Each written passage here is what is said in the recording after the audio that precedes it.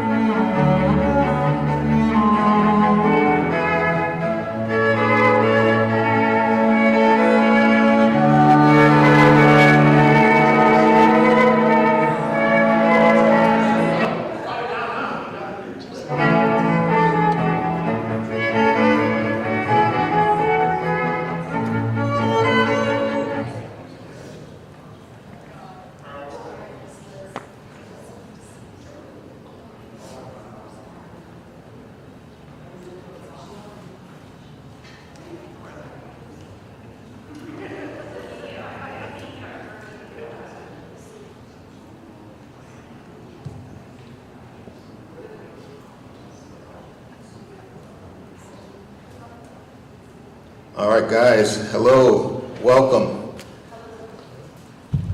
Before I turn it over to our esteemed school resource officers, I just wanted to introduce myself. I'm Lieutenant Curtis Eller. I'm in charge of our school services, and I work over and with our school resource officers, also our PAL services and programs, along with my friend here, Ms. Erin McLaughlin. And so I'd like to first just tell you a little bit about our PAL program and our police department and our community services and community outreach. And one of our primary objectives is to make connections, and through the schools has been our biggest and best opportunity to do so. So I also want to thank Dr. Sunday, Dr. Fallon, and Chief McNeil for allowing this presentation to happen. We have some very important information, but just want to tell you a little bit about what we do in the schools and some of the programs, if you wouldn't mind, Ann. So a few of the things that we've been doing in the school, last year I was talking to these two moms out here, and they said they had two incoming 7th graders.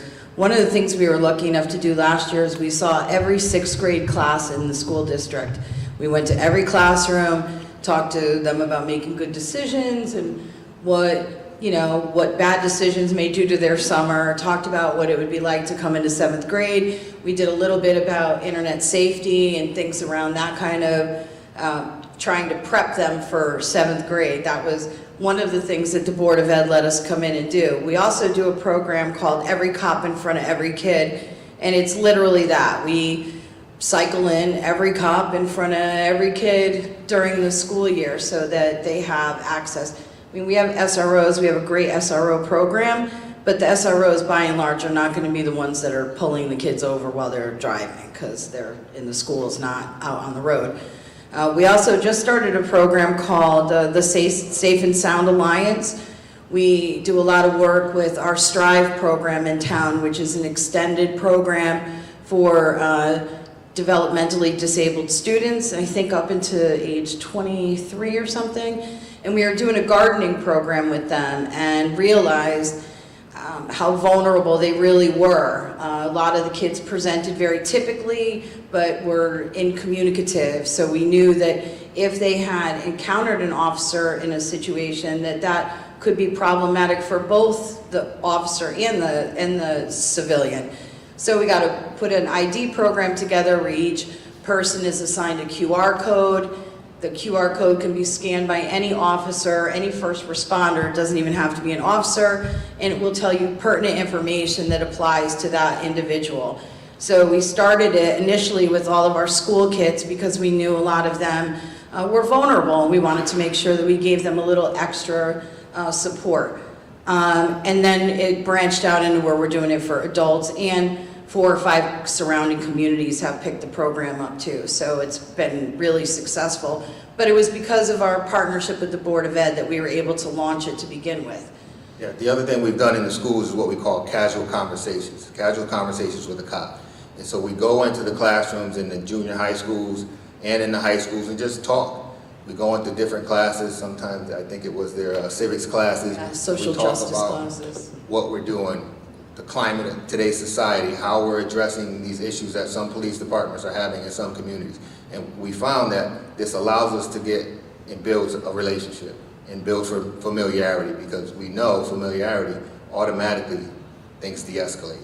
If I know you and you know me, automatically our anxiety level goes from here to here on a traffic stop. And we go through the process of being stopped and how civilians are anxious. And we also talk about how police officers can be anxious.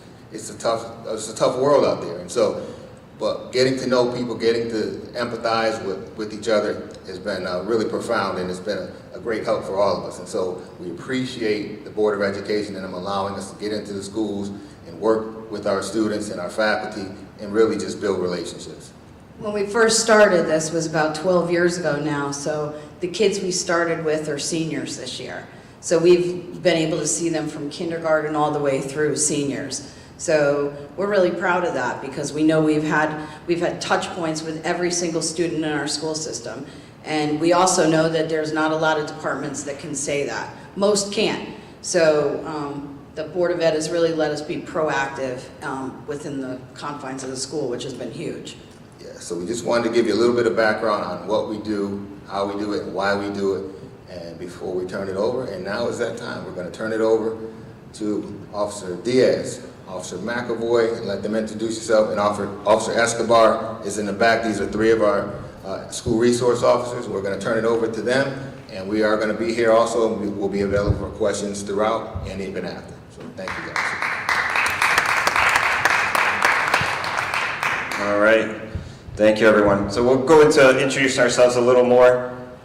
This is our team that you see. You're not seeing all of us here today. We're the SROs for Stratford. I'll tell you a little bit about myself, and then I'll pass it over to Officer Escobar in the back of there. So I've been with the police department for 17 years. The last 3 years or so I've been in the elementary schools, so I oversee 9 elementary schools with the new school that they added in place. So you'll see me hopping around from school to school. I'm sure if you saw the videos on social media, that's where I've been hopping the last 10 schools, hopping around the last couple of days just to make sure we got some presentation for this video today. Officer Canada, which couldn't make it out today, is our SRO for Bunnell. And then what you see in the back, he's my, I would say IT guy for today. Our computer up here wasn't working, so we had to move him out to the back so he can play the videos for us. So you'll see him in the back. So Officer Escobar is the SRO for Stratford High School. And then Officer McAvoy. Make sure it's on. I'm Officer McAvoy. I am the school resource officer at Flood Middle School. I've been with our department this is my 10th year, and this is my first year as an SRO. So this will be my first full school year, but I started in the middle of the school year last year. And then the other SRO, who's also not here this evening, he is the Worcester SRO.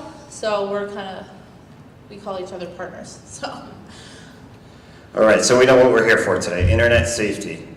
Every kid or every adult, anyone pretty much either has an iPhone, an iPad, a computer, school computer. Every kid should have one. So a lot of parents think, hey, it's a school laptop. There's so much you can do on it. No, there's ways around everything. And that's what the presentation is for today, just to keep your kids safe, whether they have an iPhone, because 90% of the kids have phones now, whether it's an iPhone or Android. Pretty much we'll go through all the apps and everything that you can get into. And we'll go through quick on a couple other things, just to keep kids safe and make you aware of what is out there and what's affecting your kids and what's being brought into the schools. So, social media outlets. How many do you think are actually out there? So we have prizes for people that answer. How many? Just raise a hand. You can shout it out. Okay. 50. In the back? Too many. So that's the perfect answer. You can get our shirt. So there is, it actually changes on a daily basis. You'd be surprised. And we'll go into it about the apps and how they change their names, how they change the icons on their screens, on their kids' screens. It can be a calculator 1 minute. It can be a picture of a cat the next minute. And that's what we're here today. So you understand that nothing's set in stone. Nothing's, hey, you're used to seeing the apps. Maybe like when I grew up, If that was the app, that was the app, nothing changed it. Nowadays, anything can be changed. So, these are some of the most popular ones. Obviously, show of hands, everybody knows about Facebook, right? So Facebook. YouTube is another one that's a hot topic nowadays. Instagram is getting oldish for kids, right? Facebook too. Yeah. And then TikTok obviously is a new upcoming, I would say. So last year was a big thing because they had those challenges. I'm sure you've got those letters at home saying, hey, your kids are breaking toilets. Hey, your kids are breaking lanterns in the schools and stuff. Those are all challenges that were put on TikTok saying, hey, you need to go into school, record this, sit on the sink. Well, the kids didn't realize if you sit on the sink, what's going to happen? It's going to snap off the wall and fall to the floor. So then that part became part of the video. Hey, we got to record breaking sinks. And that's how it became very popular to nowadays. But we'll break you down like what you can do on the apps, what you can't do, what to expect from security, things that you should be aware of. But this is just some basic information about Facebook and all the apps that we see in our schools right now. I'm going to pass it to our coach in the back if he can play that video for me.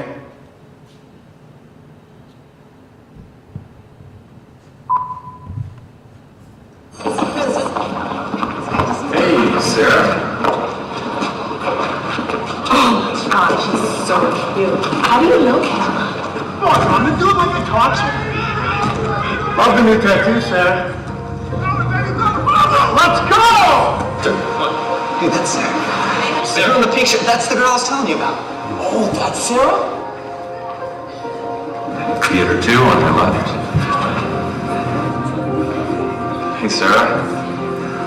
What color underwear today?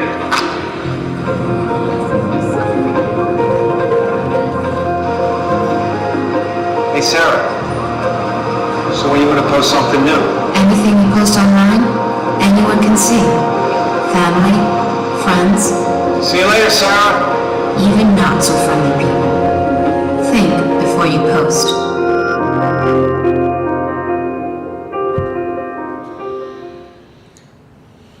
I know some people might have said that they have seen that video before. We keep replaying it because every year we tend to still see the same thing over and over. It may be young, it may be high school students, elementary, where they post something, think them taking it down is okay and deleting it and it won't go anywhere. But nowadays with friends recording, so on Snapchat, another phone recording on another thing, screen recording it on your phone, or even screenshotting it and now sharing it with friends. It will never, never disappear, whether you delete it or not, and then it becomes into our hands. Hey, what is the police gonna do about it?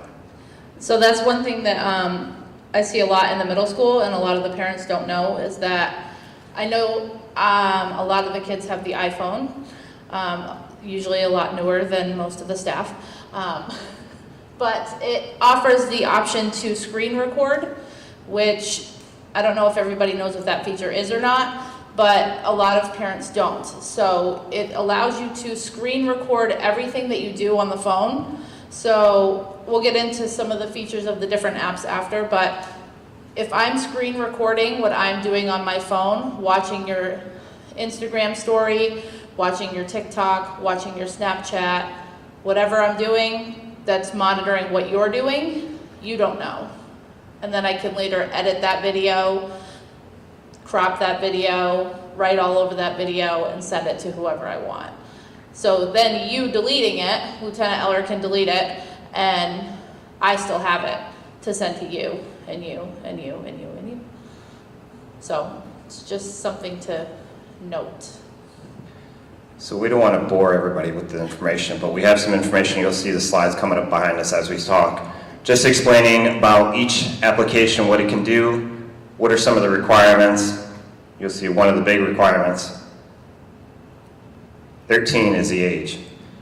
How is it that I see a lot of elementary kids out there on TikTok when the age is 13 to sign up? So what are a lot of the kids doing? Lying about their age, right?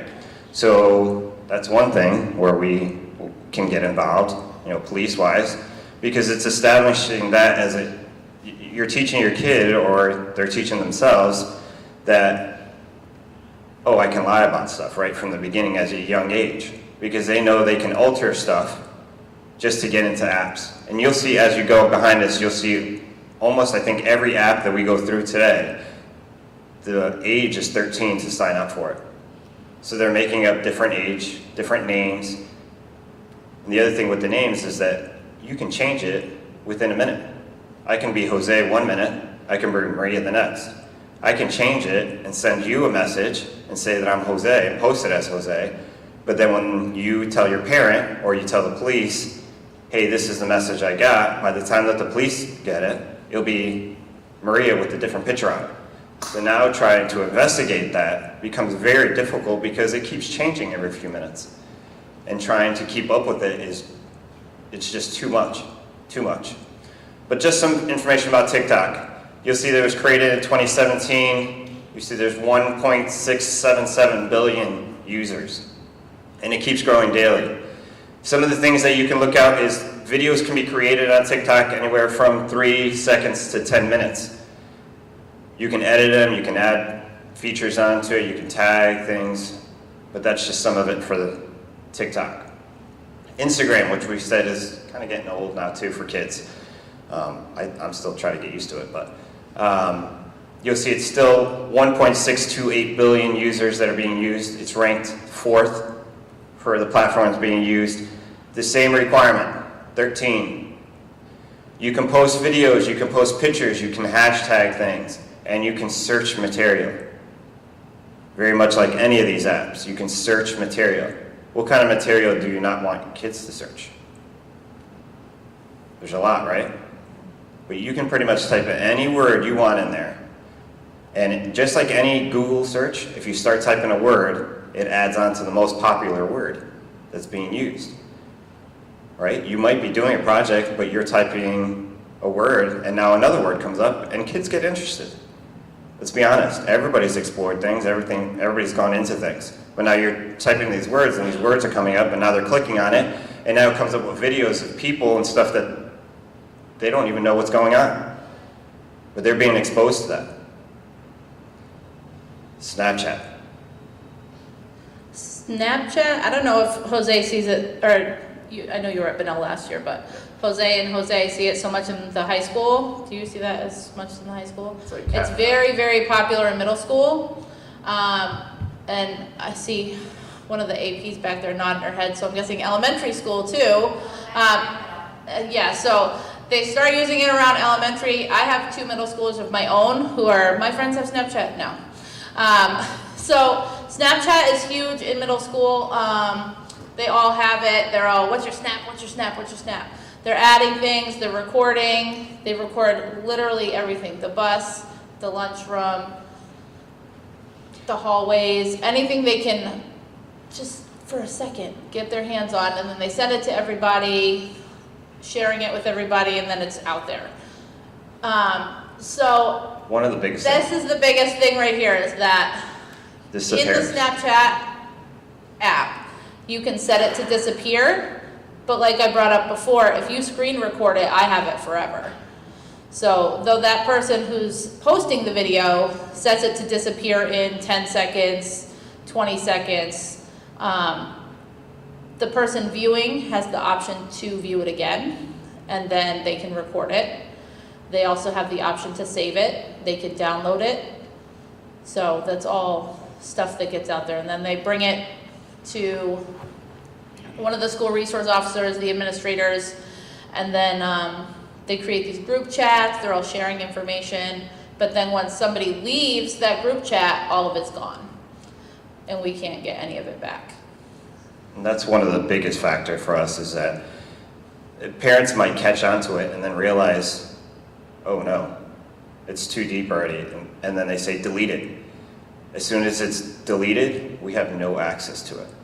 So if you delete yourself out of that group, everything that person has typed or posted or anything like that is automatically deleted, because they're no longer in the conversation. So any pictures, anything, any conversation between your child and another child, or even an adult that may get into that group, it's automatically deleted if they delete. So I know a lot of kids will say, I'm reporting it to the police. and we've had this on different situations. They say, I'm reporting this to the police now because I don't like how it's going. They immediately delete themselves out of the group, and everything they ever posted, it deletes. Unless you screenshot it or take a photograph of it, we have no record of it. And it's hard for the police to work with social media. For us to try to contact social media and say, hey, can you help us? We got a possible threat. Any of the principals in the audience today will tell you, it's not easy. It's not easy. And it's all in part of their user agreements. Right. That nobody reads. They just click, I agree. It's all privacy, so with them, they're saying it's part of a privacy violation. So if we're asking for you to get, then it becomes a privacy violation, it becomes an issue for us. We have to prove that it's an immediate threat to someone and submit all the paperwork to them before and that would take, it's not done very quickly. Yeah, and then without the actual post that we're trying to reference, they're like, well, you don't even have what you're looking for anyway, so. Facebook, like we said, the only increasing that we really see is with Facebook is going on Marketplace, even for adults today that are here. There's some great deals out there, isn't there? On Marketplace, see, everybody knows. You can get some great deals out there. I know I do it all the time. But the situation that's happening now, that as a police, not even as a school environment, what we're seeing is you're meeting up with these people that, one, you don't know. You think you're getting a great deal on a $2 iPhone that's worth you $1,000. But then you go and meet with this person, and this person does what? Yeah. Right, some bad stuff. I haven't heard that one yet, but I haven't heard that happen yet. Some bad stuff can be happening. So we say, if you're gonna do something like this and meet for a marketplace, that's what you have a police department for, right? Or a public area. You know the police department has cameras. Feel free to park in the front of the police department, interact there. The odds that something's gonna happen in front of the police department are very slim. But we're just putting the warning out there just for adults, not even kids. But we've noticed the increase in that mainly. Or even what we see is stolen merchandise being purchased, iPhones, iPads. Adults are going to buy them. We track them back to your house. We say, hey, where'd you get this? Oh, I bought it online. Okay, well, it doesn't belong to you. It's being tracked to someone else, and they just tracked it back to your house. And then you get yourself caught in the middle of it. So you got to be careful with stuff like that. But Facebook is getting old. The only thing we tell about Facebook is this. Very much like Snapchat. Snapchat, you can put your location on, or your child can put their location on, where you can tell them it's a GPS location, up to date. So he can tell you exactly, hey, I'm in Stratford High in the auditorium. I could track it back to that. Same thing with Facebook. Who tags themselves, hey, I'm at the zoo today, right? So what are you letting everyone out there know?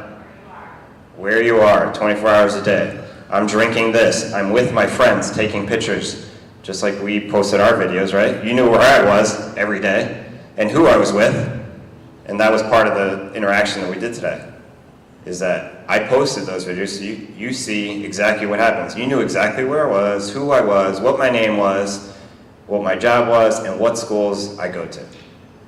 That's all the information out there for literally 10 seconds of video that I posted out for each school. And that's how much information is released out to everyone. Coach, if you don't mind playing that for me.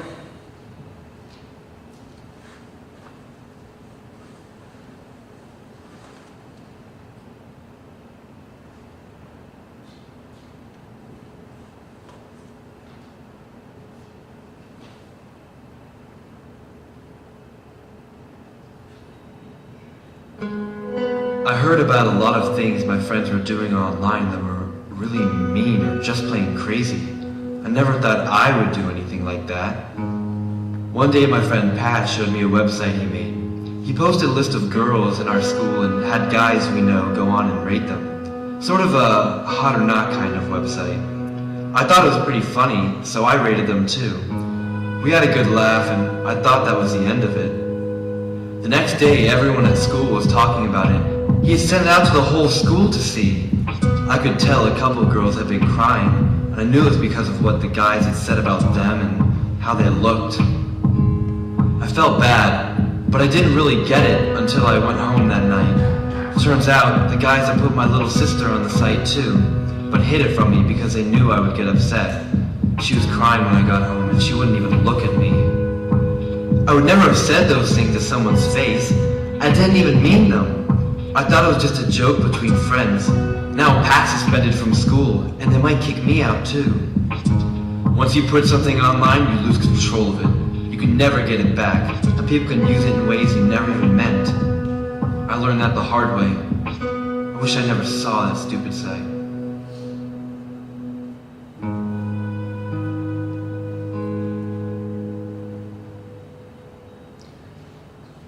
We see this in the middle schools and elementary schools where kids don't realize what they're posting and the effects that it may take on them. It could be because of their age, or they're just trying to be popular and fit in with everyone. But you can see these are all real stories. The videos that we're all playing are all real stories. And like that gentleman, he got home and realized that his sister was part of the game that he was playing, and it ended up backfiring on him. But that's how serious, and he realized how serious it could affect him and everyone else around him. So we're getting to the hot topic now. I know there's a couple kids in here with parents. Do you ever wonder what's on their phone? No? Yeah. Oh, everyone. All right. He's pointing at his mom like, no, she takes my phone. So for parents, Yep. have you ever checked your kids' phones? Okay. Okay. So I'm going to show you some apps today that you're There we go. that you may have noticed and think, hey, it's just a calculator, but it's not. I know some of the kids might want to hide their phones after this, but. Good So in luck. plain view, a lot of kids are hiding things in plain view. What I mean by hiding is there are different apps that look like they're appropriate apps. It could be a Windows app, it could be a calculator, it can be an Android icon, and we'll show you some of them. It can be an app that mirrors another app. Right. And the name can be changed. So just because it says calculator, it can say pictures. And then there's ones that could be used twice. You add one code, it shows you the appropriate pictures. But you add the real code, it's pictures that they don't want you to see. So you may know one code, but there's another code that's behind that actually releases the real pictures that they're trying to hide from you. And that's what we're trying to get out there today. Is everyone ready to go back to flip phones now? So we're going to show you this quick video. It'll tell you a little bit of what we're talking about, and then we'll get into it, show you some apps and things, and go on there.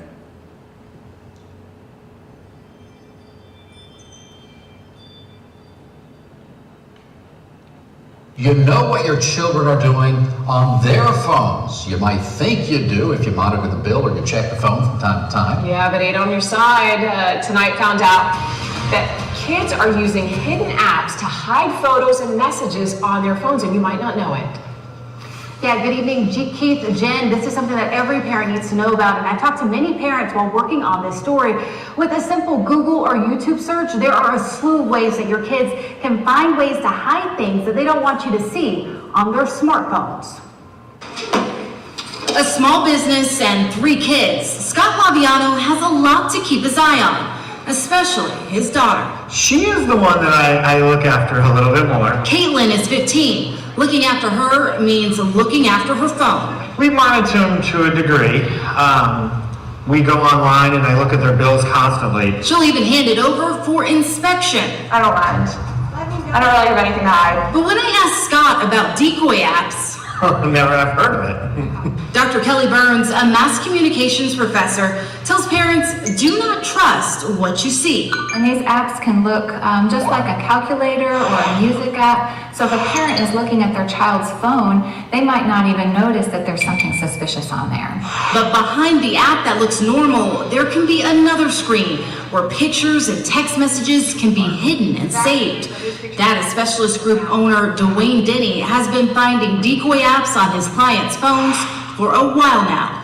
You started seeing them emerge into the infidelity world where people were using them to hide things from their spouse. But now it's your kids. Then he showed me just how it works. And it just looks like I have a bunch of apps hidden inside of a nested folder. When you click on it, this is the app that says, okay, you have to enter passwords. A parent might think then they've seen it all, but no. Is if you go back in that same app and I type in the real password, okay, give it a couple of seconds, and then now there's 4 different photos that I was really hiding from my parent. If a phone is jailbroken, which takes away limits created by the cell carrier, kids can then change the name and picture on an app. You can even hide an app completely. Here's the problem. What you can't see can mean trouble for your child. And they could be breaking the law, they could be bullying or sharing inappropriate photos. Scary, yes, but you can do something about it. A data specialist group, they recommend using the phone's parental controls. It can prevent the downloads of decoy apps. If the phone has already been given to the child, then get it back, set it back to factory, and then start all over again. For parents, it's just one more thing. It's scary. It's scary to think that there's something out there that they can hide from us. R8 on your side, digital. Do you know what? So that's what we're going to get into right after this. We're going to show you some icons and stuff that do exactly that. It could be pictures, it could be screenshots, it could be text messages, it could be DM messages from Facebook, any kind of social media you can hide on these apps. And these are dangerous apps that we've even seen in our schools, and they're hidden where we even have to search. And we study this on a regular basis because we learn every day there's a new app or a new picture that they can change because they know, hey, I got caught by the police, I have to change it now. And the person that owns the phone can actually change it. So it doesn't need to be a group that needs to change it. You can individually change it on the phone. So we call these as police is a vault app. So vault, very much like a safe. The kids are keeping these safe away from parents, right? Parents or other adults or even schools, right? Because if they get involved in something and the principals in back will tell you that even though it didn't happen in the school, it's being carried into the school the next day. Because there may be drama involved or a fight that's going to happen now because last night somebody posted something on Facebook and I don't agree with that post and now I'm going to deal with it at school. Of course they're going to hide it because they know it's in school now. I'm going to get suspended and then they're going to call my mom and my mom's going to take my phone and I'm going to lose my iPad and everything, right? So they want to put these into what we call a vault. These are some of the names if you search on them. If you go to the Apples or Android, these are some of the names that'll come up. So these are the names that the kids are currently searching. I'll tell you again, currently searching. They change all the time. So kids are typing all these words in that you see up on the screen. You can even just type in like a vault app or hidden app or anything like that too. So these are the words that you see right here are actually the words that we just pulled like a day ago and we added on to it. So these are currently what kids are searching to try to cover up. I know some parents are taking pictures now, so I'm giving it a minute. But if you go on your phone, you'll see, or if you go into search history for your kids, I know a lot of the school laptops we can search your history, but if as a parent, if you search a history for the internet and you see some of these words, start looking through whatever apps, their phones or iPads, because they may already have that app. You might want to take a couple pictures. So these are some of the most current apps that are being used by kids. Looks very much like the calculators, right? It's very much like you saw on the TV. You enter one code, which is the code that you think you have with your child. They can enter that code, but they can also create a second code, which when you saw in the last video. The second code releases other pictures that you don't get to see. Android. That's a new one for the Android phones. Kids will tell you, hey, it's just to lock my phone. It's not to lock your phone. It's to keep pictures and messages in here. Virus, They'll try to hold it under like a virus shield. Music, vault safes or pictures and stuff, just little symbols, even like Word documents. And that's what they're hiding out. But these are the most popular ones that are out right now that we've seen on kids' phones. And it holds anything. Anything they want to put in there, it can be hidden. It can be hidden by 1 or 2 codes. Get it in the back end. Yes, will this be shared with school administrators and parents so we really go into the classrooms and have maybe some parent forums regarding communication? Sure. So what we're doing today, obviously we're live feeding. So this presentation is being live fed right now online by the Board of Education. But what they're also doing is they're putting it on their YouTube channel for Board of Ed, so it can be played by the school itself, it can be played by their parent, it can be played by us for other presentations that we might go to schools, that we might see issues coming up with social media. So we can play it over and over and over again. Another hot topic, how is social media affecting our schools? And we're not going to just take the negative side of this, because we do see a good side of it. I can tell you one example. When I was at Bunnell last year, is they have a very good social media, but it's monitored by an administrator. Nothing's posted on anything besides by the administrator. But he publicized for schools, school events, positive things about the kids. We're all for that. That's what we want. You'll see and we'll give you the information for our page, our PAL page. We try to post the positive stuff. We want that. We want the positive stuff. We want you to see the good stuff. But we also have been seeing in the past years a lot of negative in the schools. So this is a lot of how it comes into school. Obviously, like we said, things are being posted and everybody's feeding into it. So then your student is coming to school and they're distracted. They're distracted about what was said about them, what was said about their friends, because I don't know about high school, but in middle school, their friends are their lifeline. So she said this about my friend, now I'm focused on what's gonna happen with that friend, and I can't focus on my schoolwork, and I can't go to the class because this person's in the class, and it gets very involved. So then they all wanna fight each other. And if they don't wanna fight, they wanna record the fight. So that's how that ends up. They get distracted, they get anxious, they're worried about their privacy. Some of the students who are anxious are worried that they're being followed by the other students who were originally posting or commenting, and then, we're left with this tangled web of how do we get this all to stop? So how do we get it to stop? We don't, because they still have access to it. We may stop this one specific incident, but tomorrow there's going to be a new incident because we're going to move on to a new topic. So it's a very difficult situation. So we like to break it into these 3 categories, because these are the 3 categories we see in our school system, and even just police work on its own. So fighting, a lot of these posts are being done not in school time. Yeah, they're all honestly, on a regular basis, they're being posted within 10, 15 minutes after they leave the building until they come into the building the next day. I know we have 2 administrators in the back, if you want to stand up. 2 of you. So they'll tell you that they love to be principals, right? But assistant principals, yeah. But 90% of their time is spent on drama, because they need to focus on avoiding conflict inside the school. You have a seat, sorry. But they're trying to avoid fights, right? Everyone wants an education. They want to make sure their kids are safe in the schools.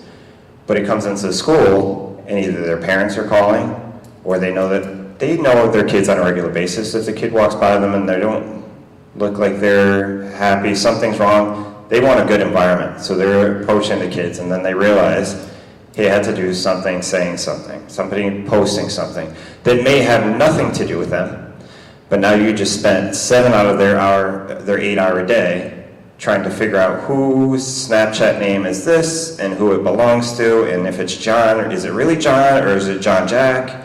And that's what they spend their time on. So they spend all their time, besides that, in meetings. That's where they spend their time. So we see they're posting their messages, people posting pictures. It's almost always after school, at home, but it's bringing that tension into the school. We get a lot of students who are texting and Snapchatting at like 3, 4 in the morning. Yeah.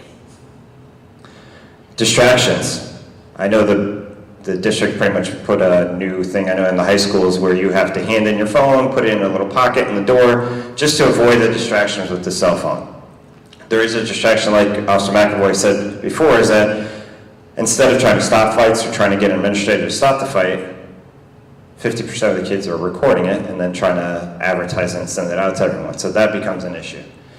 So that's a distraction. The other thing is that they're using their phone. So the teachers are getting frustrated because they're trying to teach, but they're getting frustrated because they're on their phone. So it's a big distraction. It lowers grades and it creates drama. And then if someone comes in and tries to take their phone, like a security officer or administrator, then it becomes a tug back and forth, and we don't want that. Anxiety, we talked about this.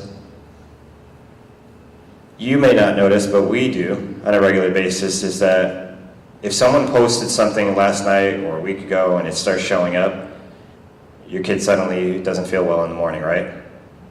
It may have to do to something like this, and they don't want to tell you because they're going to assume that you're going to take their phones away, or you're going to figure out something that they don't want to know about.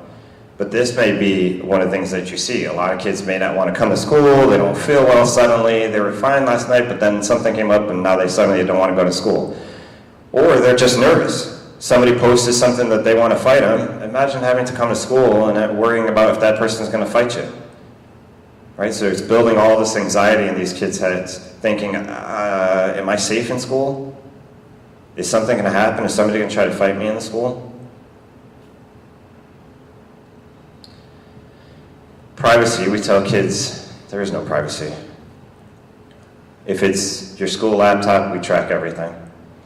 Everything goes through a system that tells the Board of Ed if there's something that we should worry about, that we need to follow up on, which we would bring to a parent's attention. But any social media is pretty much tracking your location, your time, your day, what's happening, how you're feeling, how everybody else is feeling around you.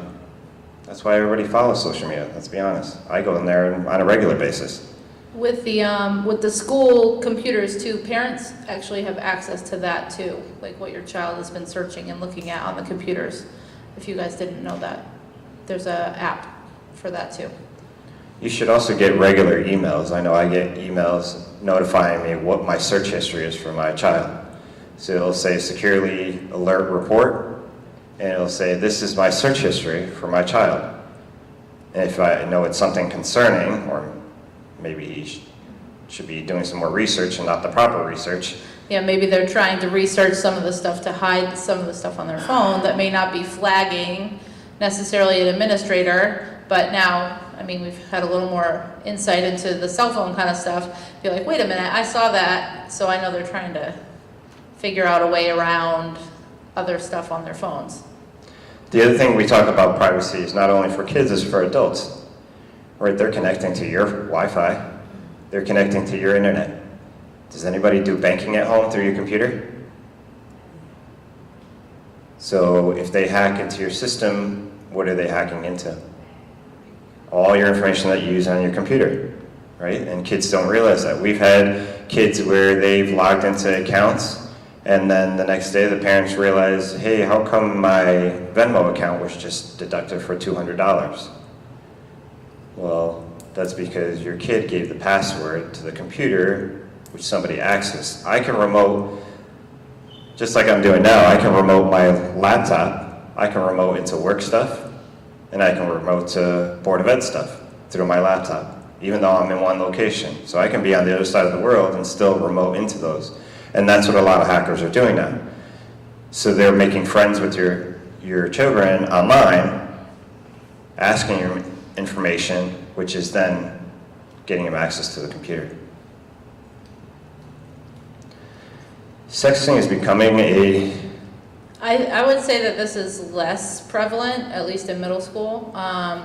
It kind of goes back to Snapchat. Everything is more Snapchat based for us now. A lot of things that's brought to me specifically is more Snapchat oriented. I honestly can't tell you the last time I saw a text message.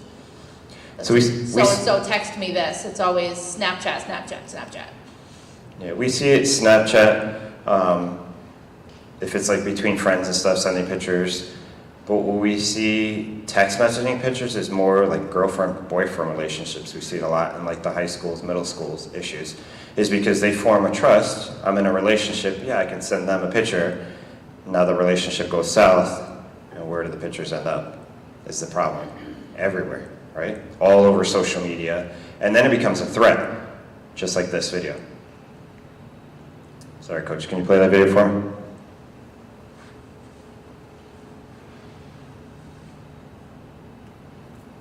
Go ahead.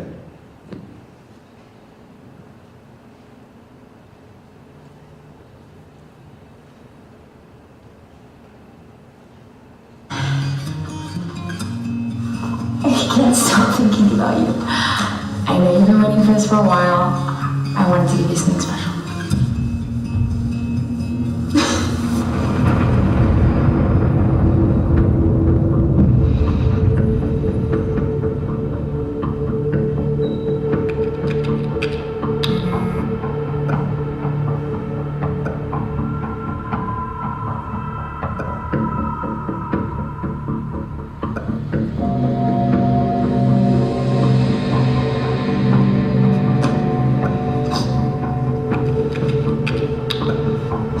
Who are you?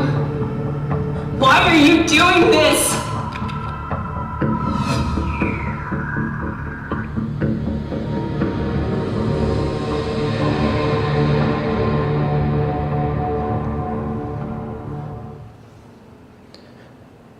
All right, so that's one thing that we see often a lot is that, especially like there's a gaming app called Discord. I don't know, is there a lot of kids here that play video games? So Discord is one of those apps or gaming apps that you can create different servers. Servers meaning groups, but what the app calls is called servers. So I can write a specific name for that server, invite whoever I want, they can invite themselves into that group. So you saw in that video is one picture of it looked like a younger gentleman with blonde hair, but then it's actually an older gentleman, and then it becomes a demand. We see it sometimes in the high schools, especially when relationships go bad, saying, give me more pictures or else. So go back to the other slides that we were doing. Imagine the anxiety now that the person has. Do I want to go to school? I wouldn't want to go to school if somebody's threatening to post whatever pictures were out there that I gave to a person that I thought was going to be private. And now they're worried about it all being all over social media. Because how do you think if it does go out on social media, when they walk into school, they're going to have all that attention at them? We'll go back to this. So why do teenage do it? A lot of it is peer pressure. We see, like I said, breakups, sending pictures, it becomes like a revenge thing. We see it a lot in high schools. It becomes like a revenge thing. Oh, I have these pictures. You break up with me, I'll release them. You break up with me, I'll tell your parent you did this. I have a picture of you smoking. I have a picture of this. I have a picture of this. It becomes like a revenge. Or blackmail. The other one that actually we had today, I don't know if the parents in the audience, so I'm not going to say names, but today we had a parent that came into our, actually Stratford High, and spoke to us because his daughter received some DMs, Insta messengers from Facebook of a person she thought she knew. His daughter thought she knew. Then she started getting pictures from other guys. She didn't know any of these people. But then they wrote a message and said, I knew you wear sweatpants yesterday. I knew you were wearing red sweatpants with Stratford High message on the side. So imagine when the daughter came into school today, how she felt. She was anxious. And to be honest, the parent told us, and she told us, the only reason she came to school is because she didn't want to miss her volleyball game. Well, we were trying to work on it, trying to figure out. We ultimately came to the conclusion that none of those pictures, because we were able to retrieve them, none of those pictures were in this school. It's just somebody hacked into an account and started sending pictures. But those are things that can happen. Some facts about sexting. I know everybody says, why this picture? It doesn't match. It does, because the picture starts here and it ends up in your neighborhood, in your community. It spreads that quick like fire. It can be pictures, it can be messages through electronic device, text message, phones. Only about 5% actually report sending the message. It's probably lower than that, I'll be honest now. It's probably like 2% that actually report it because they don't want to get reported by their parents. They don't want to lose all their phones and stuff like that. And I know we're not reading each slide individually, or each bullet point individually, but a lot of them, like it says, 20% of them are age 10 to 15. So that covers all school groups. We like to bring up this point is that sexting, so sending pictures, it could lead to child pornography. So you receive a picture, you now share it with your friend. Who do you think is going to get in trouble? Yep. So just because you received a picture, now you're sharing it with someone else. Or your girlfriend gave you a picture, or boyfriend gave you a picture, and now you shared it with your friend. Now you're sharing a private picture. It could become. And that's what I think kids don't realize. It can become that serious.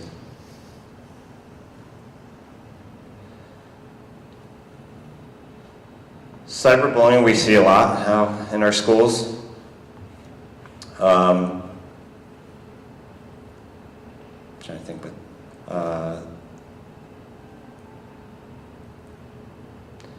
to think of like a recent incident that we had about cyberbullying. The most that we see is, it's really not naming kids when they're posting things. It's saying, hey, this person is whatever. And then kids assume that in relation to them. So they could be saying, hey, I hate this person. But this person's already not feeling right about the other person. And now they're like, Officer McAvoy's posting that about me. I know it's about me. And then we go talk to him, she's like, it has nothing to do with her. It had to do with my mom. I had to argue with my mom. So trying to prove that becomes difficult for us. I'm gonna play this. A lot of the cyberbullying too can come into those group texts, the group threads. And if it's not a text message, like we had talked about before, where you remove yourself from the group, it deletes all your messages. So then we have a hard time going back unless somebody took the screenshots of the messages to know what was said too. So we have a hard time, he said this or she said that. But if they've removed themselves and all their messages are gone, then we have a hard time proving what was said between all of the parties involved. So we're gonna play this video real quick. Symptoms may break my bones, but words will never hurt me. Oh, nobody likes you. She's so fat. God, Jesus. You're so sweet. She's so ugly. But words will never hurt me.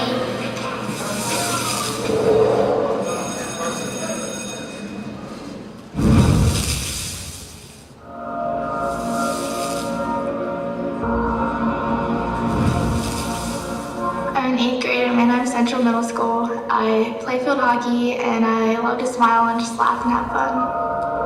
I spend most of my time texting. It's all the time. It's just a thing to do, and we're always on the internet. It's not a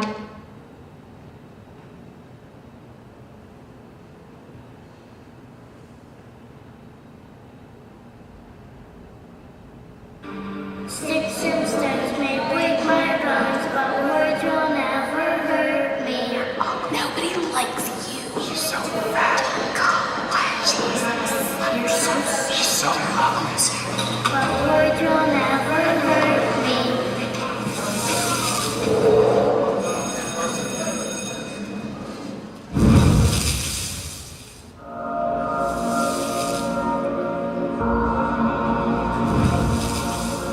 I'm in 8th grade. I'm in Central Middle School. I play field hockey and I love to smile and just laugh and have fun. I spend most of my time texting. It's all the time. It's just a thing to do, and we're always on the internet. It's not a day we're not. About a year ago when I was in 7th grade, I was picked on a lot. These girls are in a grade above me. They picked on me every day and bullied me and posted things about me on the internet, just awful things. There was a spot on the bus 5 minutes from school. I would start to get really nervous and get really sick to my stomach because I knew that what was coming that day was coming every. They're not very good tech support back Yeah, there. no. I'll give you the overview of the video because it seems to be skipping for some reason. So what happened is that she was being bullied by social media. So kids are posting, she's ugly, she's fat, all this. Ultimately what happened is that she decided she was going to create a group text message with the girls that she was having problems with and her friend. Her and her friend said, hey, I should just bring a gun to school and kill them all. So she went from being the victim to now making a threat. But her as a child doesn't know that. She's just trying to end all the bullying that's going on, and this is her way of trying to resolve the issue. I'm gonna kill them. Did she intend on killing anyone? No. But ultimately, who got arrested was her. Because she made a threat and said she was going to bring a gun into school and shoot them and kill them. So she went from the victim part right into getting arrested. And as parents, I know a lot, you would start yelling at your kid about saying, well, why would you post something like that? Do you want to kill anyone? It is not a rationale to the kids. They don't realize what the end situation is going to be. They're just trying to stop it and trying not to get you involved or not trying to get the police involved. They're trying to stop it on their own. This is just a little brief thing about cyberbullying, and we'll break it down. What's the difference? What's the difference about bullying and cyberbullying? So cyberbullying could happen 24 hours, 7 days a week, 365, because the internet's never down unless you shut down the Wi-Fi on them, or the internet. There's no escape, because social media is always there. There's unlimited onlookers, because one person shares it, and then another person shares it, and another person shares it, and another person shares it, and now you know there's 10,000 people that just viewed it. The bully could be anonymous, just very much like I said today. We don't know who that person was that we're sending. We were able to find that, but we were able to determine it wasn't in this school. But we're trying to figure out who wrote that message to her saying what she knew she was wearing. That's part of the investigation, but it becomes very difficult to try to prove who the bully is, especially with, like we talked about, the social media and be able to change their names all the time. Bullying. The bully could be identified by the school, so a lot of the principals do all that bullying investigation. We as police officers try to let the school handle the matter on their own at first. They have their own bullying investigation, and I know it gets frustrating as a parent at times because you feel like nothing's being done or not in the time frame that you think it's being done. But you have to understand, they may have 600, 700 to 800, or even the high school is 1,300 kids that they have to deal with. So yes, they are working on it, and they may be working with us on it, and we're trying to get them information. And we wish we could get this information a lot quicker, but sometimes it may take a day, it may take more, it may take them pulling in 10 other kids that may be involved that they need to speak with. Go ahead. But could there be a simultaneous investigation if the school is doing it and the parent goes to the police department and have two investigations So what we do is we like the principals to do their investigation, because obviously if I need to talk to a student, I need to have their parent present to talk to them, because it's considered investigating or speaking to them. So it becomes a lengthy thing. The principals can talk to them without their parents present. But when does it come from bullying into criminal activity caused because of bullying? So it depends on how the investigation goes. So do you have like a specific incident or something you want to? Just in general, like, I mean, I can give you examples that happened at an elementary school. A kid was constantly being attacked physically. Teachers outside didn't see it, but it's happening all the time. Kid comes home with bruises and stuff, tells his parents what's going on. The school keeps saying that they're taking care of it, doesn't, and she didn't know she didn't go to the cops, because at that point, it's physical abuse. Right. On the hands of the student. The difficulty that comes to us too is that depending on the age group, we obviously don't want to arrest any kids. That's not what our job is there for. We're here to interact with kids, have a good time. That's the last thing we ever want to do is have to arrest someone. And ultimately it comes to the court system. It's not just us that makes the decision. It comes to our juvenile review system. It comes through the community services. It comes through us, the police department. So we would have to review. I can't just give you a case, hey, this is what would, like a protocol, what would happen. Depending on their age group, it may be on their education level. So there's different things that we would all discuss that with the principal. And that's why we want to work with the principal at the same time. Most principals, almost 90% of the principals will come to us and say, hey, I know from my elementary schools, they will come to me and say, hey, we're looking into this. Just in case the parent comes to you, we're looking into it. So I may know about it already, and I know they're looking into it, and I might be looking into stuff that they don't have access to. Whether they're busy and they can't access the cameras, then that's something I would pull and say, hey, this is what I saw on camera. If you didn't see it, this is what I saw. I don't know why it's advancing, but we try to work. We do try to work together. It's just we wouldn't open a case investigation until we have some serious information from the principal of the schools that we know what's going on. Because we don't want to document anything that may not be true. We've had cases where kids have told us something, and then after we investigate it, we come to find out that it's not true. And now it's documented saying this, and now we're backtracking. So imagine going to court, it's not going to look very well when we're having all these flip-flops back and forth. So we're trying to get some steady information from the principals in the schools. So in other words, the parent can initiate a conversation with the police department about their suspicions of what they're being told, and that's the school? No, it can. It can. We are never going to tell you never to go to the police department. I'm automatically going to run to the school and investigate it with them if you don't bring it to them. We've had parents like that that just don't feel like the school is not doing enough, and they'll come to the police department and say, hey, this is what happened, and I'll say, okay, let me go talk to the principal and figure out what's going on. What I found out I can tell you from the elementary side is that I'll go to the principal, and the principal may not even know about it. They might not know what's going on. I know everybody thinks that the principal should know everything, but they got so much stuff going on, and then I'll bring it to their attention, and then they'll say that they'll look into it and stuff. And I follow up with them, and I document exactly what they found, or if I need to do some more research. So no, we would never turn you away from if you're filing a police report.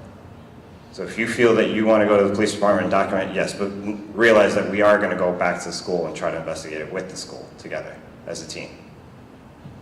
And then if you're in like a middle school or high school level, the officer is already in the building for that too. So you can speak to the officer that's in the building. Right, so for the high schools and middle schools, we have an assigned SRO or school resource officer. For the elementary schools, I'm in charge of all the elementary schools. So if you do go to the station, most likely what they'll do is they'll call me in and I'll come in and talk to you about the incident. And then we'll go from there with the school. If you go in the evening, say it's 9 o'clock at night, you find something. Say, the short answer is yes, you can generate a case. Say it happens at 9 o'clock, you find this out, you get home from work, you can go to the police department that minute.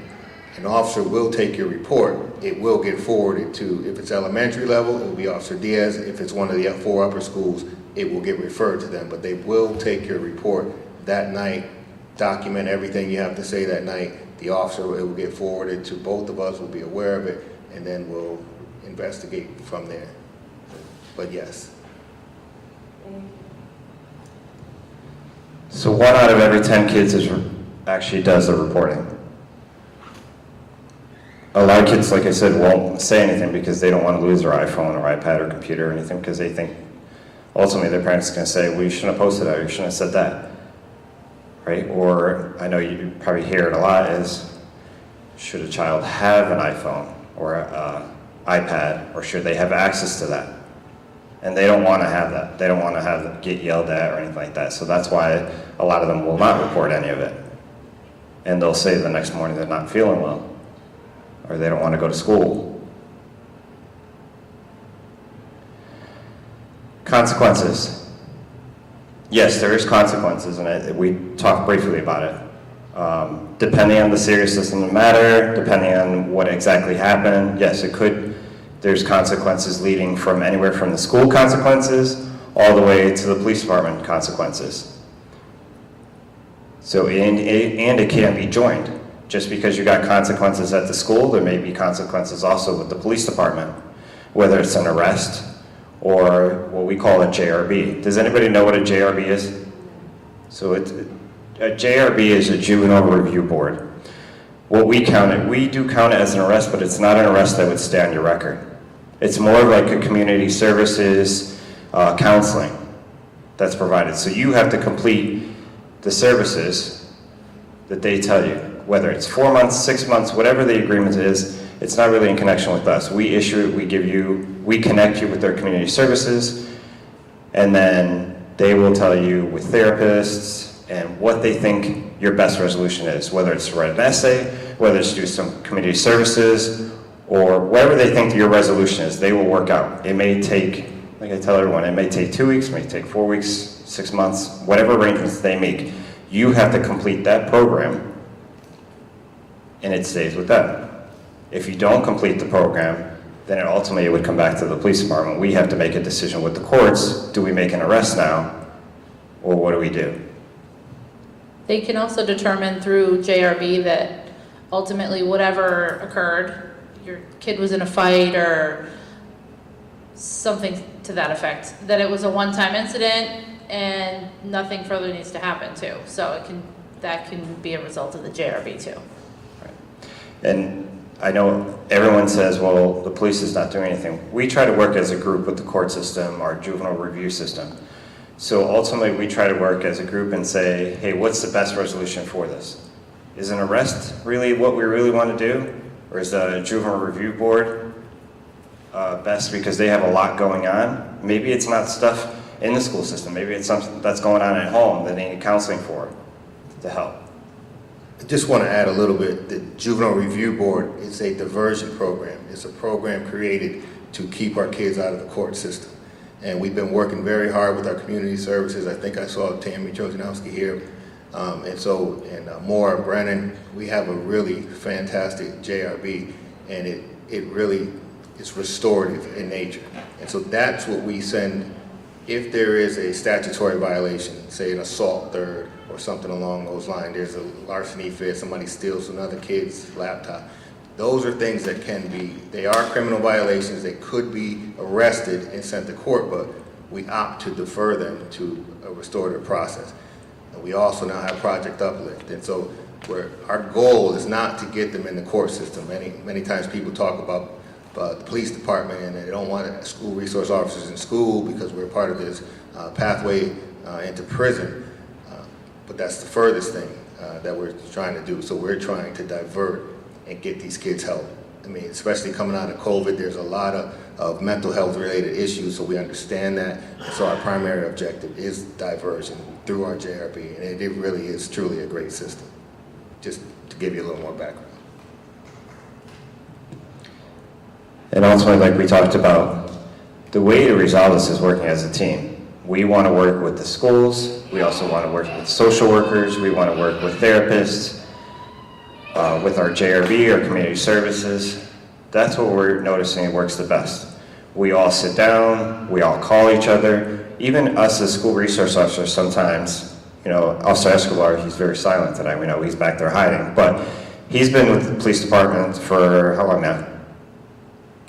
33 years? He's been a cop for 33 years. So 33 years he's been a police officer. And he's been a school resource officer in New Haven, he's been a school resource officer here, and he knows a lot, right? And we feed off each other. So if I don't know what's the best resolution, I give him, hey, my scenario. If he's not available, I might ask Officer McAvoy, or I'm asking, we obviously run everything through our lieutenant, or even Erin McLaughlin, right? She works the community, and we... Even Erin. Even Erin. But we try to think what's the best resolution. Like we said, we're not here to try to arrest kids. That's the last thing we want to do. If you see it, most of the time I'm playing footballs or running around or bringing a dog around the classrooms, having fun with them. That's what I'm there for. And making sure that the school environment's safe, so when they come to school, they don't have to worry about anything that's on the outside coming and affecting them and their education. We want them to focus on their education. So another big part is getting them into programs. That's why partnerships are so important to us. So our recreation department, Sterling House, YMCA, South End Community Center, all of these partnerships we kind of foster because we know kids need something a lot. That's what's causing this behavior. And so to get to the root of it, through counseling and through the restorative process, we figure out, oh, this kid just needs something to get into. And so Aaron helps us run all the programs. He did, he almost said even Erin. She runs all of our programs, and so she comes across these kids, and so if we say, listen, Aaron, we got this kid, they need to get in, they want to find a knitting program or something. So like, you know what? I think I got it. You know, so that's how we kind of work collaboratively. And it's a great timing because if you saw the tables out in the front, and that's why I put this slide purposely, is teamwork, right? We're all working out there. But if you saw the tables that are out there are community partners, right? Or whether it's after school programs that we have with Liz Crosby, or we have community services with Tammy, or Ty with the South End Community Center, right? We all work together. We try to get either, whether it's activities, get them involved in activities, they keep themselves busy, right? Because a lot of time when they have all this free time is when they're doing a lot of this stuff. But that's why we had our partners outside today. That's why we invited them here today to say, hey, look, this is also what we have out there. And they offer their programs. I know we had the YMCA, Stratford Rec. So those are all activities to keep your children busy to avoid them for that. And that's why we put teamwork purposely. Tammy. I just want to add that, you know, there's been a real shift in thinking about how we do this and how we work with kids. So I think there's been a real shift over the years on how we engage with young people, and we really learned that that court system wasn't working. There was a lot of evidence that all we were doing was putting kids into juvenile court that ended up into adult court, and that's not the outcome that we wanted. And one of the biggest shifts is we don't want to push kids out of community, and that's really what we used to do, get them away from us. We want to pull kids closer. You come closer now to us, and you're going to be part of community, we're going to work together. And the other really key word to all of this is accountability. We never stop holding people accountable for their actions. You need to be accountable, but here's an opportunity to learn from this. You can learn, you can grow, and you can fix this. We're going to fix this now. So it's a really good shift, and we're really fortunate, and it's only a shift that works, as Jose is saying, when we all work together. It's not just for police to do, it's not just for community services, it's not just school, but when we come together with our families, with our young people, then we can have the impact that we want. Just couldn't help myself. Thank you for giving me that chance. Thank you, Tammy. And see, this is why we invited them today. So, I know it's been a long day. Everybody wants to go home to dinner. Hopefully somebody's making some good dinner I can stop over. So we wanted to give you a list, because I know it's been a long presentation, of do's and don'ts, right? To go ahead and what to do, what to not do. So the overall of the whole presentation. So what not to teach your children, or not allow them to do. Post any personal information, just like their cell phones. Please don't post your cell phones. Or emails, because things can be tracked. If you Google somebody's email address, I can get somebody's name. If I Google your phone number, I can tell you exactly who's in that house and what address you live at. I can Google everything. Be careful with that. Anything that's going to be embarrassing. I tell this to new recruits, because when we do background checks, We pull up Your stuff doesn't go away. It doesn't go away, whether you delete it or not. It still affects you as a police officer. So imagine if you posted something as a police officer, yeah, if somebody finds it and now you're a police officer, how do you think that's going to look? Right? So I tell recruits, police officers, if you have anything in your social media, bye-bye. Because it's going to affect you. Whether you're on a year, you're on 17 years, somebody's going to find it. And then how am I going to take you serious when you were doing the same thing we're teaching? So we do a lot of that for talking about sex. One of the things that we see a lot, not to skip over Jose, is sharing passwords and devices with friends. Not so much this year, but last school year, a lot of the students, I have no idea why, would be like, I'd be like, okay guys, put the phone away, or the administrator would say, you know, it's not time to use your phone, and they'd be like, oh, this is so-and-so's phone, and they would give it back. Or, oh yeah, Jose was logged into my Snapchat, and he posted this, and he was talking to Kurt, and he said this to Kurt, and then Aaron said this, and then I'm like, wait a minute, why does this person have your password? Oh, we all have each other's passwords. So, it's a thing. It's very popular with Snapchat. Very popular thing, and it's not just their social media, it's their phones. Right. So I don't know why that's a thing either. We see it on Snapchat because there's streaks. Does anybody know what streaks are? So there's a number that keeps increasing by depending on how many Snapchats you send. Whether it's pictures, messaging, the number keeps increasing, which means they're popular. So if they don't have access to their phone, they give it to their friends, and their friends can take a picture, which increases their numbers. And if they're suspended or mom and dad took their phones away, their streaks are going to die, and that means they're not best friends with somebody, and that's the life to them, right? So what do? Have their friends log on, take a picture so their streak stays high. Mm-hmm. That's the thing that we see on the It's regular. like, oh my God. It is complicated.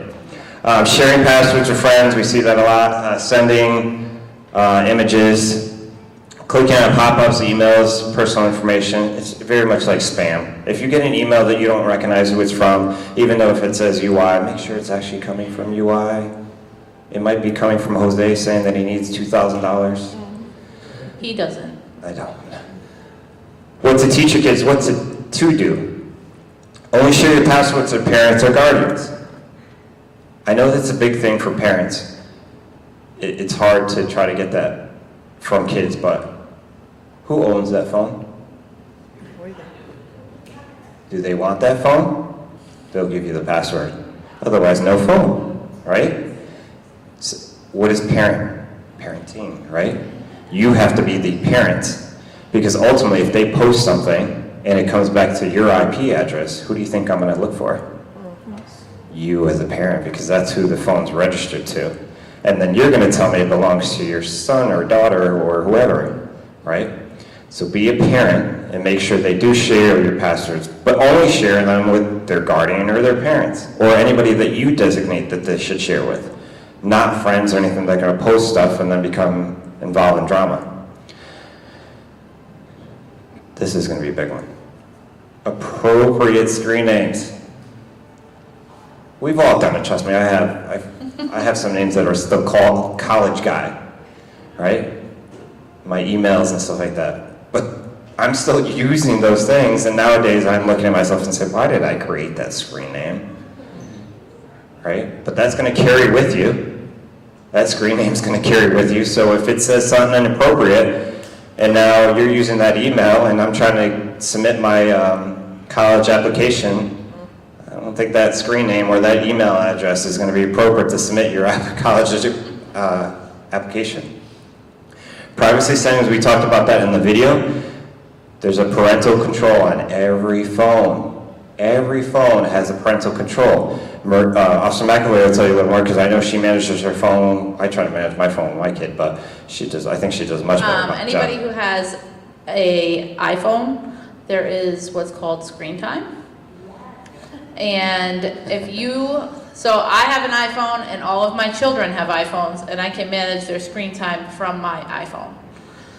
Without them knowing. Without them knowing, but they know because... They know. They know. But again, we'll get back to that conversation. Who owns the phone? Yeah, who wants the phone? But you can set their limits on apps. You can set their what's called downtime, so times they can't use the phone at all. I have it set so that my kids can always make a phone call, always, they like to listen to music, so they can always listen to music. They can always text, because obviously the purpose of a phone is to call somebody if there's an emergency or wherever they need a ride or whatever. But they have limits on their time for YouTube and all their games and whatever. But you can also content restrict their phones based on their age, their app restrictions, whether or not they can download new apps. That's a big one. Add new contacts, change their contacts, because I know he touched on that before, as they change their contacts, right? So I can change Jose in my phone to Aaron. Oh, Aaron said this, and then change it back to Jose. And I'm not, as a police officer, I'm not gonna know that you changed it unless I can see the phone number. So it's just gonna say Jose or Aaron or whoever. And I know we've, like Officer Diaz pointed out, we've been here for a while. And that is a difficult thing to set up if you are not a tech savvy person. Is anybody in here a middle school parent? And most importantly, you can also restrict who they can contact during Yes. that time as well. Yes, Right. you can restrict who they talk to, when, all that stuff. So I can help you guys with that. It's overwhelming, and I know that. And it takes time, because not everybody is a tech savvy person, and I get that. And it took a lot for me to learn that. And I know that all these apps say 13 plus, and I'm not old. But when I started here, all those apps were 18 plus. And that's just in a 10-year time frame. And that blows my mind. And I just think that's crazy, because now we're talking about all the things they're exposed to, right? All the things that our kids, you don't want your kids to see this and that and the other thing, or post pictures of themselves that they shouldn't be posting, but they have access to all of that, all through the app store, where they didn't before. Go ahead. So my oldest is 9, my youngest is 3. Yep. And I also work in elementary school. At what age would you recommend maybe starting to allow use of the cell phone device for a child? So I have a set of twins who are in middle school. And obviously everybody has their own situations, their own scenarios. We co-parent, so I'm remarried, but they go back and forth between houses. So once they started staying alone after school, walking themselves from the bus to home, that's when we started allowing them to have a cell phone. If you don't have a house phone, that was another reason that we got them a cell phone, because I don't want to pay for a house phone. Who needs it? Nobody. Plus, my son also in 6th grade gave my cell phone number to his entire class. Awesome. I was You'd like, be all right. surprised, but we've had parents. I was like, all right, maybe now we'll talk about it. Yeah. So, I mean, we sat down as a group and decided they're going to be going to middle school.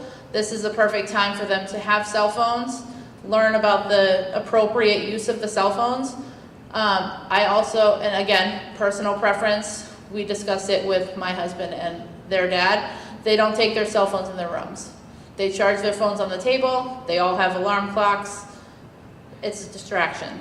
That's my opinion. That's my rule also. You're welcome because- to yours. Right. But there's a ton of research on it that it's just not good for their, what is it, Right. the Well- rhythm of their sleep, whatever it's called. The other thing is we'll bring it back to the anxiety, right? So if somebody posts something and now they see it at 3 in the morning, do you think they're going to get any more sleep for the rest of the night? And why are they Do you think awake? they're going to want to go to school tomorrow morning? No. Exactly. right? And what So are they if doing you awake can at av- 3 a.m. anyway? You can avoid all that if they didn't have their cell phone and when they should be sleeping. We can prevent that. And if you need to bring it to our attention the next morning when you saw it in the morning, yes, do that and we will follow through with it. But it's better than them having it all night, now feeling sick, just like that girl was saying in her video. She was feeling sick, she's feeling anxious, all because of this now is building up in her overnight. And now you have no clue, and you're like, what's going on? When it happened overnight and you don't know where it's coming from. I know we don't want to keep you too much longer, but people added to the list, to your friends list. The example today was a perfect example. You shouldn't add anyone unless you know them. I know everybody's been hacked before too, where it shows a picture of me, but it's really not me. I tell people to be careful with that. If you're already friends with somebody and they added you again, most likely it's being hacked. But kids should not be adding anyone that they don't already know. As parents, you can also go in there and check and say, who is this? Oh, it's a kid from school. Okay. My son did that. He was like, can you add, because I had his contacts restricted, can you add this person as my friend? So I'm like, okay, sure. I add it, and his brother was like, that's not his friend. That is some YouTuber who gave out his phone number to the whole internet. It happens a lot on Discord. Discord is very popular for that, where my own kid has done that, where he has a friend and he tells me it's a friend from school, and after I did research, this kid lives in England. And I'm like, wait, what? But it took me 2 days to figure out that they weren't even in here. And that's why we know all this. Right. We've gone through it a lot, so don't think that, you know, our own kids have gone through it and done it, and we've learned, and we learn, and we add on to this presentation every time we do it. A big one is tell them never to meet anyone in person. Unless you as a parent or guardian approve them meeting up with someone, they should never meet anyone that tells them, whether it's on Snapchat, them sharing their location, or Facebook messaging them. You don't know who's on that other end. You don't know what their intentions are with your children. And then us trying to help you find them or find the person that did whatever they did. You may expect us to do it within minutes, and it may take us days. So watch all that. That's all we're trying to, that's today's main presentation. Just be careful with all that and what they do. Talking to any suspicious person or posting anything or getting messages, we keep repeating a lot of this stuff. They shouldn't be talking to anyone on their social media unless that you know that there's family or stuff. I know I keep social media for myself because, you know, some of my family is not in this country, so I communicate with them. So yes, that's the positive with social media, and that's why we say we're not against social media, we just want parents to be careful and watch what their kids are doing with social media. And it's come to an end. There's got to be some questions because we have giveaways and we haven't given any giveaways away. Not true. Oh, we did give one. She did in the back. So there's got to be questions. I know we went through a lot of information. Good. What are the rules in middle school and high school? My son just started 7th grade, and I know we got a lot of information about the vote. The code of conduct. Exactly. Yep. What are the schools doing? When they see the kids, are they allowed to have their phones in their pockets, or they are supposed to have them in their lockers? I want to know about that. Sure. So elementary, middle school, and high school are all different. So I can tell you from a high school point of view, what the teachers have are packets. It's like a plastic thing that goes across their door. The student walks into there, puts it into one of the numbers, so they're labeled, numbered, and they know that number 1 is my cell phone, number 2 is whatever's phone, whatever. They keep their phones there unless they ask the permission from the teacher, or it's an emergency, then the teachers will make the exception where they can view it. So the teachers are ultimately, in schools are ultimately make the decision on what they want to do, but that's what they've tried this year. We're just trying to prevent any drama with the cell phones. That's the high school way. For middle school, I think they have to keep them in their lockers. So in middle school, I believe it's the district sentence, off and away for the entire day. And we say it every morning. That, he knows in the back. Off and away for the entire day. So they want them in their lockers, put away, not in your pocket, not in your binder, none of that. If they have them and they forget, you had it in your pocket, we all carry them in our pockets, then they're supposed to be like, hey, I forgot, I gotta put it away. Then after that, if they're seen by a teacher, administrator, whatever the case may be, to avoid the conflict of give me your phone, give me your phone, give me your phone, and that struggle, it's, you're not supposed to have it, you get a warning, and then after that it's calling home. They have to turn their phone into the office for a certain number of days, and then it keeps going. It's all in the code of conduct, I believe, correct? Yes, it's all explained in the code of conduct.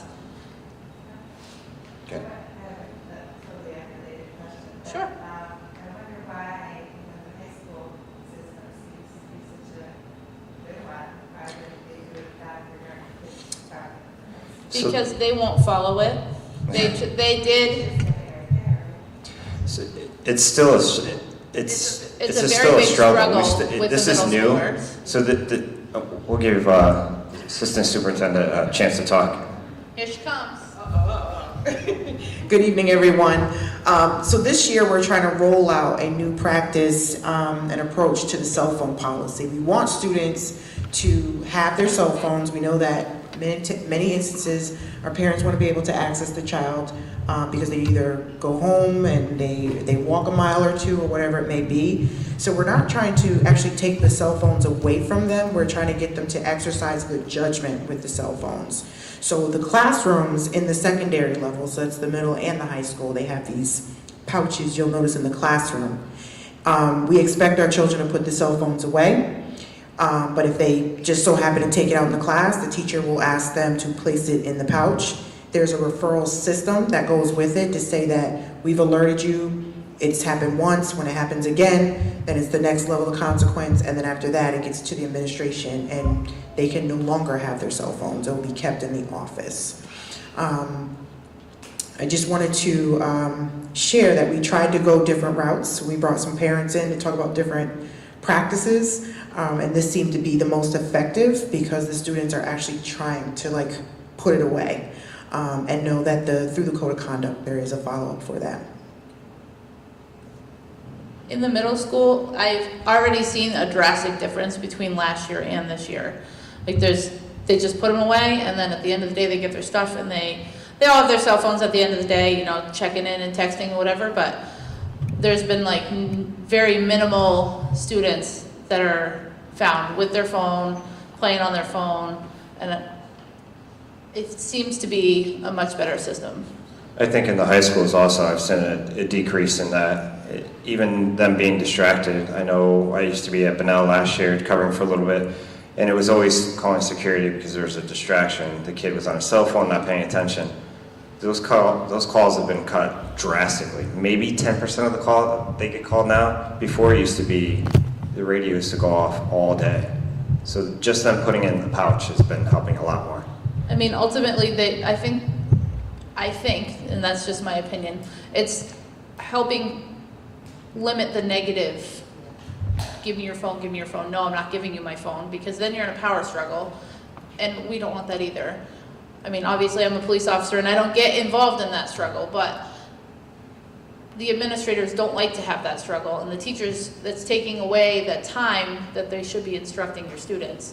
And you having your phone and playing on your phone or Snapchatting or TikTok or whatever, you're not getting the benefit of the learning environment, and that's what they're trying to instill, is that that's what you're here for, you're here to learn.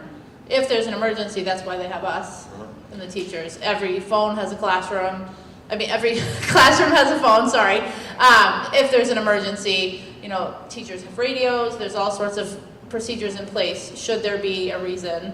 And if they need to make a phone call, they can absolutely do that. They can come down to the office, make a phone call. I mean, I have a phone in my office, they can come to my office and make a phone call. The other thing we put an end to too is that we've noticed in the high schools especially is that the kids would text each other and say, hey, meet me in the bathroom or meet me here. So they're being distracted. They're not even in the classroom because they're texting each other. They're texting their friends to say, hey, meet in the bathroom. One that's causing another issue, which is big in our schools, is vaping. That'll be another presentation that we'll have to do. But they're texting each other saying, hey, let's meet in the bathroom. So this is preventing that also. So we see a drastic amount of, or decrease of kids being in the hallway compared to last year. Yes, sir. We were just wondering, you say you update this presentation as you learn. Is there a warehouse or a website where you keep that up to date so parents can keep checking? Because this presentation doesn't go on next year. So we would love to. Yeah. But do you know of one that does it already? I think the gentleman from Community Services had a pamphlet that has some websites on it. that they update the information pretty regularly. There might be some flyers out there, but we try to if something comes out that we know is very important, we'll always put it out to the Board of Education. The Board of Education will send it out to you, very much like they sent, I'm sure, 50 million emails about tonight's presentation. We try to pass information. I'm sure in the past you've gotten notification about like the orbit guns, that we were having that situation where the kids with the little BBs or guns. So we passed information to the Board of Education to make them aware that, hey, these are on school grounds, they're illegal in the town of Stratford because they're air powered, so we don't allow that. So they were happy to say, hey, yeah, it's involving our students, and if it's going to protect our students, we'll pass the information to the parents. So yeah, I don't have a problem with us, if we know that something's coming out, updating you, and we'll pass it to the Board of Ed, and the Board of Ed will pass it down to the parents. Yes? And then sometimes, depending on what the content is, even the school nurse puts some stuff out too. Right, or even the principals. I know the principals in the schools will put out a notice about things that are going on, just to update the families. Hey, this is going on. Just make you aware of this is what your kids are doing. Yeah, I don't have a problem with that. Okay. So in the beginning, you mentioned that you guys do go sometimes to school to do presentations like this. Yes. How often through the year do you do that? So with COVID, before COVID, we were actually doing a lot of presentations. We actually have a presentation that we call, we did it in our high schools. It's called Life After High School, where we teach kids, to prep themselves and what to look forward. And we did other things. We did, it's our police engagement program, where we did with seniors and juniors in the high schools. We also met in some of the middle schools for a Heal Day. Is it Heal? I forget what. Day of Healing. We would come down. We'd come to the middle schools and elementary schools and meet with them. It's all trying to make arrangements with them. We're not trying to cut into the education time, is our thing. So that's why we try to do it after. They have so much they have to fit into their education schedule, especially with all these half-a-days that we just had. They're trying to fit all that. So us trying to take we were intending for an hour, but even today went over, just trying to explain that. But yeah, I think we're going to try to get back into that. I know Lieutenant Eller is all about that, making sure we get into the classrooms as school resource officers and try to teach. I know for myself this year, what I've been doing is going into 5th and 6th grade classes, talking to them on how they're the future, and the younger kids are looking at them as mentors. And then what I do is I try to meet with kindergartners or 1st graders just to get them used to that. Just because I'm not in the school, I'm in the school, doesn't mean there's something bad happening. I want them to get used to me and seeing me as a person, and I'm there to have fun with them, eat lunch with them, and learn math because I'm not good at math. But I want them to get used to, yeah, I'm a police officer and I'm there to keep you safe, but I'm also a normal person, because when they see us in uniform, sometimes there's standby, so they don't really know what to do or why we're there. So I try to hit the younger grades and then the older grades to make sure they're ready for middle school, and then we have SROs in the middle school that direct them in the right way, and then they get to the high schools where they also mentor, and just like I keep calling him coach because he is a coach. So we try to do that. So we try to get involved in all different activities and stuff like that. So we're going to try to get back into the classroom and do more presentations, yes. And this may be one we just shorten a little more so we don't take so much of their time away from education. We also do a lot of stuff outside of the classroom to Right. compensate for when we can't go in. We do that every cop in front of every kid, but it is brief. We go in, they can hear me, I'm sure. We go in and have lunch with them, or we go to field day, or at Christmas time, we know they're doing their musical things, so we make the rounds and do all that stuff too. But we have cops that coach literally everything. Basketball, football, soccer, you name it, we're out there coaching it. So the cops that we might not be able to get through the school system in our every cop in front of every kid, because usually we can only use our daytime guys, our evening guys, and our midnight guys do a lot of the coaching because they're available. So we really try and spread the work out amongst the different shifts so that everybody gets an opportunity to engage. We find that allowing officers to participate in these things are equally restorative to the officer as it is to the community and the kids. So they get, the kids and the community get something out of it, but the officers get something out of it too. And the more engaged they are, honestly, many officers come to us and say, I feel safer in this community than I have in other communities because I feel like everybody knows me and I know everybody else. So, I mean, it really is dual purpose, and it really does benefit both sides equally. So although our involvement in the school day is a little shorter than probably what we would like, because I can spend all day there as long as I don't have to teach anybody or I'm responsible to meet testing standards or anything. But if we're just going to hang out, sign me up, I'm there all day. But where we lack or where we have the inability to spend quality long-term time with the kids, we're really just popping in for lunch and for special activities, we make up for it by coaching every single solitary thing you can think of. Like Officer Kanata's not here tonight because he coaches a Pee Wee football team, and we did not rate against his Pee Wee football team. So, where we can't have their undivided attention in school, we try and find other ways to engage outside of school so they kind of get to see everybody. The other thing is that even during or after the school year is over in the summertime, we don't just go back. What we do is we actually run our own summer camp. You'll see us all involved in our own PAL summer camp. But we also visit every summer camp that you have in town, whether it's the YMCA, whether it's Sterling House, whether it's Baldwin Center. We visit all those camps because we want the kids to be familiar with us, but also be comfortable with us. Because sometimes it is awkward going to your parent and saying, hey, I saw this or I did this, and they don't want to tell you, right? We want them to see us in the school and say, I'd rather tell them about what's going on and we call you than them not say it at all. We don't want them to be that 1%, not saying anything. We'd rather them be comfortable with us. So we do our own camps. We try to visit every camp. Even on our days off, we try to visit things.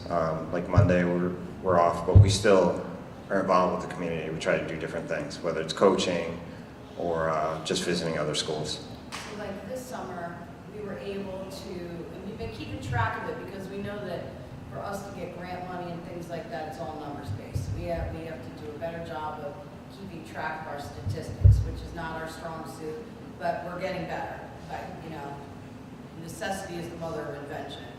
But this past summer, we were able to have over 5,000 positive interactions with kids in town, which is crazy. That's a crazy number for, we probably had about 15 officers who participated in everything, from coaching golf camp to soccer. There was camp in town, we were there in some Right. way, shape, or form. And as a result, we had access to over 5,000 interactions. Now, some of the kids are duplicates. They went to soccer camp and baseball camp. We don't care. We don't care if we see the same kid every day, all summer, from now until kingdom come, because that means that kid knows us and we know that kid. And that's one problem we don't have to think about. So the fact that we're able to see that many kids over the course of the summer really just speaks to the fact that consistent engagement is paramount in our success as a police department and as a PAL program. We have to engage consistently. Just because school's over doesn't mean we take the summer off. We have to actually make more of an effort because these kids have all this free time and they're kind of out loose, and we're trying to give them stuff to do and feeling as if they belong to something bigger than, Snapchat.